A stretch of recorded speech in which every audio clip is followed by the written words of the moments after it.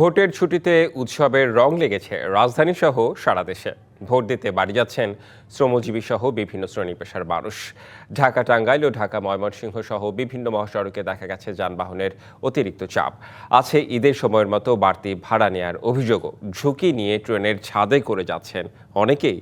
ত্রয়োদশ জাতীয় সংসদ নির্বাচনের দিন বৃহস্পতিবার, তার আগের দিন বুধবার সরকারি ছুটি। এছাড়া শিল্পাঞ্চলের শ্রমিক কর্মচারীদের জন্য মঙ্গলবার বিশেষ ছুটি। এরপর শুক্র ও শনি মিলিয়ে টানা ছুটিতে ঢাকা ছাড়ছেন কর্মজীবীরা।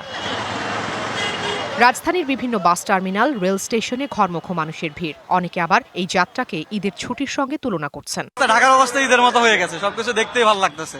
ভোট উপলক্ষে আসলে বাড়ির দিকে যাওয়া হচ্ছে আর কি। ভালো লাগতেছে, প্রথমবার ভোট দিব, আমি অনেক এক্সাইটেড। কেউ যাচ্ছেন পরিবার নিয়ে, কেউ বা একা। তবে সবার উদ্দেশ্য নির্বাচনে নিজেদের ভোটাধিকার প্রয়োগ। সার্বিক পরিস্থিতি বিবেচনায় এবারের নির্বাচন সুষ্ঠু হবে বলেই আশা করছেন অনেকে। ভোট গ্রহণ আশা করি এখন পর্যন্ত যে আইন শৃঙ্খলা বাহিনী সেটা সুষ্ঠুভাবেই সম্পন্ন হবে, তবে আরো কিছু টেকনিক্যাল দিক দিয়ে নজর দিতে হবে। আমরা পরিবর্তন চাই, জুলুমবাজি আমরা দেখতে চাই না এই বাংলাদেশে আর। ইনশাআল্লাহ এবার তো ভালো মনে হচ্ছে, আশা করতেছি সুষ্ঠু ভোট হবে।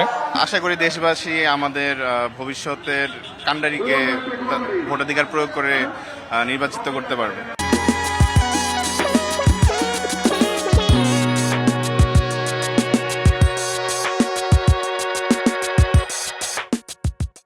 একই সাথে কয়েকদিনের ছুটি পাওয়ায় সাভার শিল্প কারখানার অনেক শ্রমিক বাড়ি যাচ্ছেন। সাভার নবীনগর চন্দ্রা মহাসড়কেও বেড়েছে যাত্রীর চাপ। আবার অনেক জায়গায় যাত্রীদের জিম্মি করে বেশি ভাড়া আদায়ের অভিযোগও পাওয়া গেছে। সব লোকাল গাড়ি দ্বিগুণ তিনগুণ ভাড়া নিচ্ছে। আমাদের দামি ভাড়া ন্যায্য ভাড়া দেখ, আমরা বাড়ি যাবো, ভোট দিব, আবার সঠিকভাবে আসে পড়বো। যাইতে লাগবে 200 টাকা বা 150 টাকা, সেখানে কেন 640 টাকা ভাড়া?